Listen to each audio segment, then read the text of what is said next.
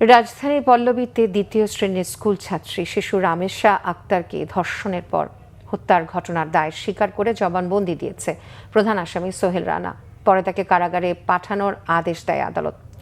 বুধবার বিকেলে Dhaka metropolitan magistrate Aminul Islam জুনায়েদের আদালত ১৬৪ ধারায় আসামি স্বীকারোক্তিমূলক জবানবন্দি রেকর্ড করেন। এদিন আদালতে আলাদা দুটি আবেদন করেন মামলার তদন্তকারী কর্মকর্তা ও পল্লবী থানার উপপরিদর্শক ওহিদুজ্জামান। বিকেল ৩:১টার দিকে সোহেল রানাকে আদালতে হাজির করা হয়। আদালতে দোষ স্বীকার করে জবানবন্দি দেয় সে।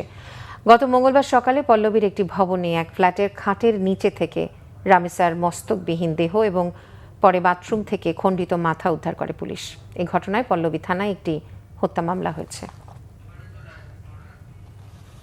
রিপোর্ট প্রদান করে স্বীকৃতিমূলক জবানবন্দি প্রদান করে, আর অন্যজন সে করে নাই। তার দুজনকে পরবর্তীতে বিজ্ঞ আদালত জবানবন্দি গ্রহণ করার পরে দুজনকেই সিডব্লিউ মূল্যে জেল হাজতে প্রেরণ করে।